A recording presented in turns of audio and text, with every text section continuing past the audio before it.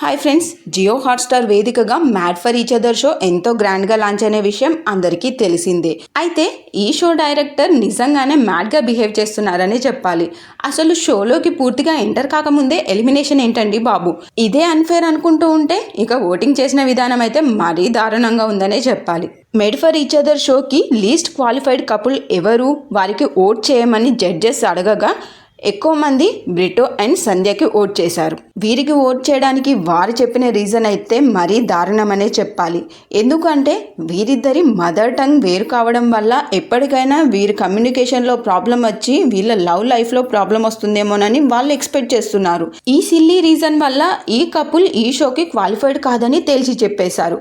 అసలు లవ్కి language problem ఏంటండి? అదే నిజమైతే అసలు వీళ్ళ లవ్ స్టార్ట్ అయ్యేదే కాదు. వీళ్ళ లవ్ స్టార్ట్ అయ్యి 8 months లవ్ చేసుకొని పేరెంట్స్ని ఒప్పించి మరీ మ్యారేజ్ చేసుకున్నారు. ఇలాంటి వారికి ఫ్యూచర్లో కమ్యూనికేషన్ ప్రాబ్లం వస్తుందని ఎక్స్పెక్ట్ చేయడం అనేది కరెక్ట్ కాదనిపించింది నాకు. ఇక పవన్ కళ్యాణ్ అండ్ వాసంతి చెప్పిన రీజన్ చూడండి. వాళ్ళెవరో తెలియకపోవడం వల్ల, వాళ్ళతో ట్రావెల్ చేయలేకపోవడం వల్ల వాళ్ళు అన్ఫిట్ అని చెప్పేసిందంట. ఇదెంతవరకు కరెక్టో నాకైతే అర్థం కావట్లేదు.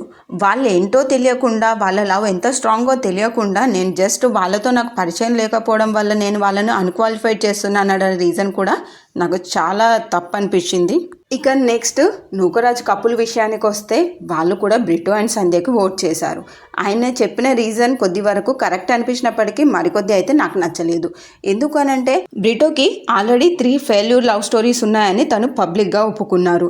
దాంతో తను ఈ షోకి అన్ఫిట్ అని నూకరాజ్ అనుకోవడంలో తప్పు లేదు. కానీ ఈయన చెప్పిన second reason same language communication, అదైతే నాకు కరెక్ట్ అనిపించలేదు. నెక్స్ట్ ఓట్ చేసింది పవన్. అండ్ తను కూడా సేమ్ ఇదే కమ్యూనికేషన్ ప్రాబ్లం అని మాట్లాడుతున్నాడు. కాకపోతే ఈయన చెప్పిన దానిలో కొంతవరకు కరెక్ట్ ఉందనిపించింది. ఎందుకంటే ఇతను అందరితో కమ్యూనికేషన్ ఎలా ఉంటుంది అని ఆలోచించాడు. అది ఒకవరకు కరెక్టే. కానీ వీరిద్దరి వరకు కమ్యూనికేషన్ అనేది వారి పర్సనల్ ఇష్యూ. కానీ దాన్ని వేరే వారు జడ్జ్ చేయడం అనేది కరెక్ట్ కాదు. టోటల్గా ఈ ఓవరాల్ జడ్జిమెంట్ అయితే నాకు తప్పుగా అనిపించింది, అన్ఫేర్గా అనిపించింది. దీని గురించి మీకు ఎలా అనిపించిందో కామెంట్ చేసి చెప్పండి. అలాగే ఈ జడ్జిమెంట్పై నా ఒపీనియన్ మీకు నచ్చినట్లయితే ఈ వీడియోకి ఒక చిన్న లైక్ చేయండి. అలాగే నా ఛానల్ని సబ్స్క్రైబ్ చేసుకోవడం మాత్రం మర్చిపోకండి.